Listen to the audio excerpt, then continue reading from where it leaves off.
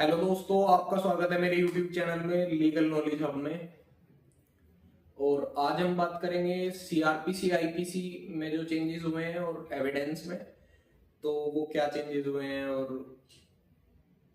क्या बिल में था और कब वो एक्ट बन गया और कब कोर्ट में इम्प्लीमेंट हो रहा है। ठीक है, तो पहले सीआरपीसी 1973 था, अब बीएनएस भारतीय न्याय सुरक्षा संहिता बन गया। पहले आईपीसी था, भारतीय न्याय संहिता बन गया। पहले एविडेंस था, भारतीय साक्ष्य अधिनियम बन गया। ठीक है, सीपीसी सिविल प्रोसीजर कोड में कोई चेंजेस नहीं है, बाकी बस सीआरपीसी आईपीसी और एविडेंस में चेंजेस हैं। अब चेंजेस क्या हैं? चेंजेस हैं जैसे सेक्शन नंबर चेंज हुए हैं, मेनली तो सेक्शन नंबर चेंज है। कुछ रिपेल सेक्शन हटा दिए हैं और कुछ थोड़े बहुत सेक्शंस में थोड़ा बहुत माइनर चेंजेस हैं और इंटरप्रिटेशन थोड़ा चेंज है। हर सेक्शन का नहीं, काफी हद तक सब कुछ सेम है, थोड़ा बहुत ही चेंज है, कोई बहुत ज्यादा फर्क है नहीं। मतलब अगर कोई जुडिशरी एस्पिरेंट है तो उससे शायद दिक्कत नहीं आएगी। पहली बात तो अगर कोई जुडिशरी एस्पिरेंट है तो वो इतनी मेहनत करके आया होगा और उसके लिए बस उसे रोज गो थ्रू करना पड़ेगा। 2 महीने लगेंगे आईपीसी सीआरपीसी और एविडेंस को बीएनएस बीएनएसएस और साक्ष्य अधिनियम के नंबर वगैरह याद करने में, सेक्शन नंबर याद करने में। और 2 महीने अगर वो रेगुलर गो थ्रू करेंगे तो वो नंबर भी याद हो जाएंगे। जैसे 302 था आईपीसी में, तो अब वो भारतीय न्याय संहिता में 69 सेक्शन हो गया। तो ये थोड़ा तो हार्ड है, लेकिन ऐसा नहीं है कि याद नहीं होने का, हो जाएगा, थोड़ा सा टाइम लगेगा। और अब बात करते हैं एग्जाम पॉइंट ऑफ व्यू से। तो एग्जाम पॉइंट ऑफ व्यू से ये है कि एग्जाम में वही सीआरपीसी आएगा या बीएनएस आएगा या बीएनएसएस से क्वेश्चन पूछे जाएंगे या फिर कंपेयर करके पूछेंगे या फिर कैसे कैसे एग्जाम होंगे। तो अभी जैसे राजस्थान मेंस हुआ है तो बीएनएस का सेक्शन तो कोई नहीं पूछा ऐसे और सेक्शन वाइज, लेकिन उसके अंदर की चीजें पूछ रखी हैं। मतलब कुल मिला के बात ये है, अगर किसी ने आईपीसी सीआरपीसी एविडेंस, जैसे मैंने आईपीसी सीआरपीसी एविडेंस पढ़ रखा है पुराना, ठीक है, बल्कि बीएनएस बीएनएसएस और साक्ष्य अधिनियम अभी पूरा किसी ने नहीं पढ़ा होगा इतना। तो इतना गो थ्रू अगर किसी ने पढ़ा भी होगा तो सेक्शन नंबर ऐसे प्रॉपर याद नहीं होंगे कि मर्डर कहाँ है, ब्लैकमेलिंग कहाँ है, किडनैपिंग कहाँ है, ऐसे सेक्शन नंबर याद नहीं होंगे बीएनएस के इतने। तो अब जो एग्जाम हुआ था उसमें अब क्वेश्चन पूछे थे, तो उसमें क्वेश्चन ऐसे थे, डायरेक्ट से डायरेक्ट क्वेश्चन, डायरेक्ट से थे, बिल्कुल डायरेक्ट। जैसे आईपीसी में एक सेक्शन है 320 ग्रेवियस हर्ट का है। तो राजस्थान मेंस में मेरे दोस्त ने एग्जाम दिया था, तो उसमें डायरेक्ट क्वेश्चन था 320 का।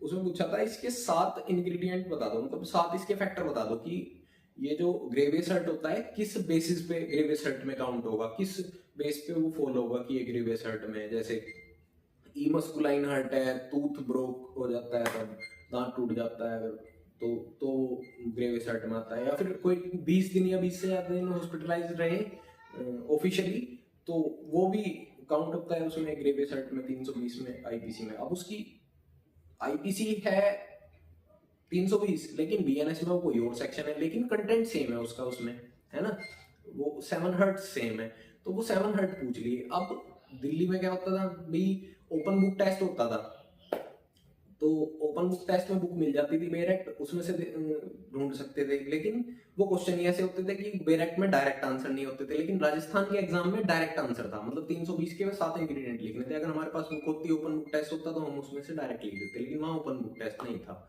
वहाँ बुक नहीं थी, है ना। तो मेंस के लिए तो बस यही सजेशन है कि बेरेक्ट, मतलब प्री के लिए तो ये है कि बेरेक्ट पढ़ो, मस्ट है, और इतना पढ़ो कि याद हो जाए, इतनी बार पढ़ो। और मेंस के लिए बेरेक्ट, मेंस के लिए भी बेरेक्ट इतना जरूरी है कि इस बार जो राजस्थान मेंस हुआ उसमें डायरेक्ट क्वेश्चन बेरेक्ट से पूछ रखे थे। बहुत क्वेश्चन ऐसे थे कि डायरेक्ट बेरेक्ट से क्वेश्चन थे, अगर किसी के बेरेक्ट याद होता तो उसको सिलेक्शन हो जाता, तो ऐसा था। तो काफी हद तक काफी बेरेक्ट से बहुत ज्यादा क्वेश्चन थे, है ना। तो एग्जाम पॉइंट ऑफ व्यू की बात करें तो एग्जाम पॉइंट ऑफ व्यू की ये बात है कि बस यही है इसमें कि जो क्वेश्चन पूछे जाएंगे बस सेक्शन नंबर कोई खास नहीं पूछ रहा। मतलब कुल मिला के अगर किसी ने पढ़ रखा है पुराना आईपीसी सीआरपीसी एविडेंस, तो वो 75% क्वेश्चन सोल्व कर सकता है एग्जाम के, ठीक है, बीएनएस बीएनएसएस और साक्ष्य अधिनियम के, ऐसा है। कोई खास चेंजेस है नहीं, माइनर चेंजेस हैं, कोई बहुत बड़ा चेंज है नहीं, और जिसने कंटेंट पढ़ रखा है उसे दिक्कत नहीं आएगी, ठीक है। और अब प्री एग्जाम की बात करेंगे जुडिशरी के, है ना। तो पीसीएस जे के जो प्री एग्जाम होता है उसके लिए अगर तैयारी करो तो बेरेक्ट को अच्छे से करो, बेरेक्ट को बिल्कुल चाट दो, मतलब इतना इतना गो थ्रू करो कि उसकी पेज नंबर भी याद हो जाए कि भाई पेज नंबर 300 पे हमारा वो लिखा है और सेक्शन नंबर 300 में मर्डर है, 302 में है सेक्शन, और डेफिनेशंस भी याद हो जाए, जैसे थेफ्ट की डेफिनेशन है, मर्डर की है, डेफिनेशन को भी इतना गो थ्रू करो बेयर एक्ट की लैंग्वेज को, तो कि उसकी वे याद हो जाए लैंग्वेज ना, तो ये अच्छा है।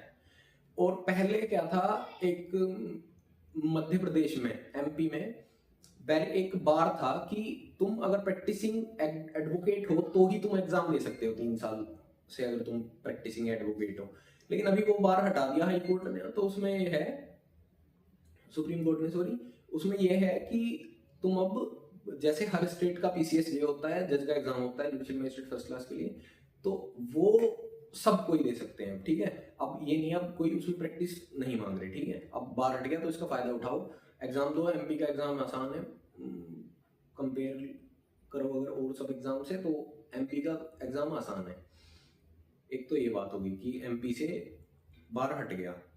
दूसरी बात, कभी भी ये मत सोचो कि बस जज का ये एग्जाम है, एग्जाम और भी हैं और सबके लिए भी प्रिपेयर रहो। मतलब ये सोचो कि बाई चांस अगर उसमें नहीं होता तो बिल्कुल डिमोटिवेट मत हो, और सब एग्जाम है, उन सब की तैयारी करो। एडवोकेट जनरल है, जज एडवोकेट जनरल है, एडवोकेट जनरल 2 स्टार की पोस्ट होती है आर्मी में, है ना। कमीशन ऑफिसर, लेफ्टिनेंट की पोस्ट मानो एक तरह से, अगर आर्मी में 2 स्टार लेफ्टिनेंट होता है, ऐसे ही एडवोकेट जनरल भी 2 स्टार होता है। जज एडवोकेट जनरल वो आर्मी में जज होते हैं, तो बहुत अच्छी पोस्ट है भी। आरबीआई में लीगल ऑफिसर होते हैं, वो भी ए ग्रेड की जॉब है। SEBI security exchange board of India में भी है, ऐसे ही बहुत अच्छी जॉब है वो भी। और सीबीआई में एपीओ है, ठीक है, एडीपीओ है, और असिस्टेंट लीगल डिफेंस काउंसिल है, और जूनियर लॉ ऑफिसर है। तो बहुत सारी ऐसी चीजें हैं जो तुम एग्जाम की तैयारी कर सकते हो। मतलब जरूरी नहीं है कि बस जज का ही एग्जाम है, एग्जाम बहुत है गवर्नमेंट, यहाँ तक कि 30-35 एग्जाम से भी ज्यादा एग्जाम है जो गवर्नमेंट एग्जाम है। तो कभी डिमोटिवेट मत हो, आराम से तैयारी करते रहो, और कोशिश करो कि और सब एग्जाम भी दो, बस जुडिशरी पे ही फोकस करो वैसे, लेकिन एग्जाम और भी दो, और डिमोटिवेट ना हो, और किसी एग्जाम की तैयारी करो साथ साथ।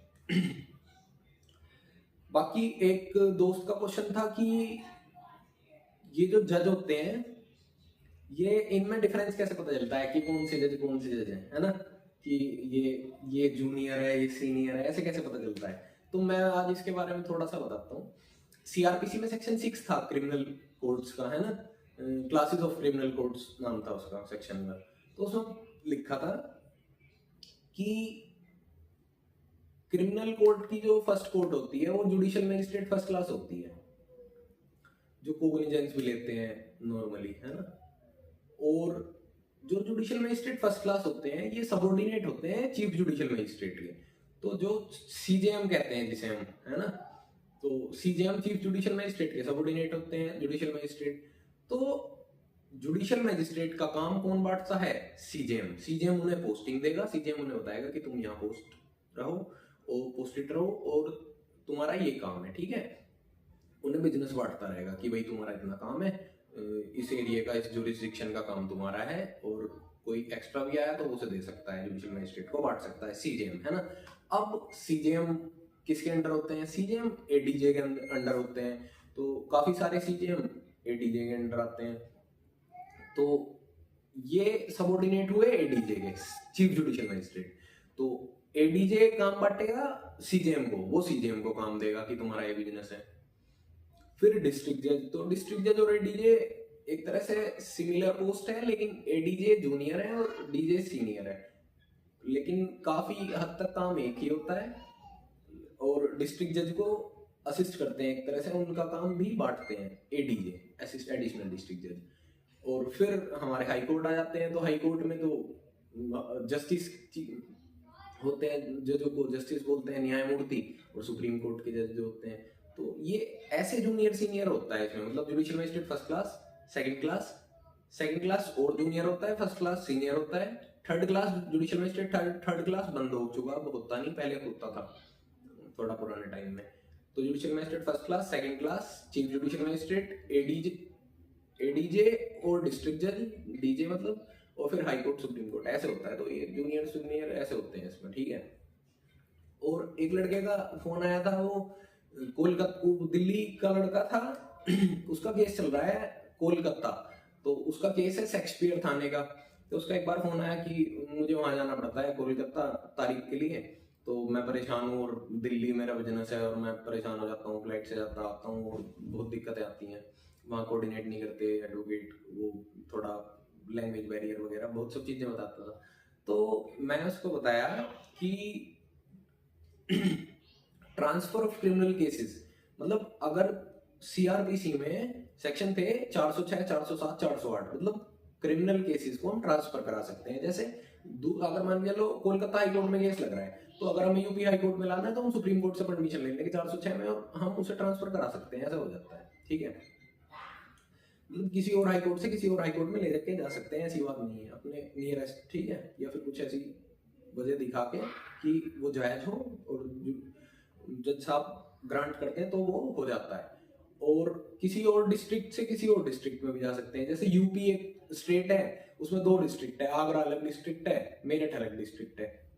मेरा केस वो आगरा चल रहा है, ठीक है, तो उस आगरा वाले केस को अगर मैं मेरे ट्रांसफर कराना चाहता हूँ तो मैं 407 में जाऊंगा, डिस्ट्रिक्ट मतलब डिस्ट्रिक्ट हाई कोर्ट में जाऊंगा, हाई कोर्ट ऑर्डर कर देगा कि हाँ इस केस को यहाँ ट्रांसफर कर दो, ऐसे हो जाता है। तो वही हुआ कि हाई कोर्ट जो डिस्ट्रिक्ट जज को बिजनेस दे रहा है, कैसे, वहां का केस वहां दे रहा है। तो ऐसे है, जैसे सीजेएम जुडिशियल मजिस्ट्रेट को बांट रहा है कि भैया वाले केस तुम रखोगे, ये है। तो ऐसा होता है। थैंक यू, धन्यवाद बहुत बहुत।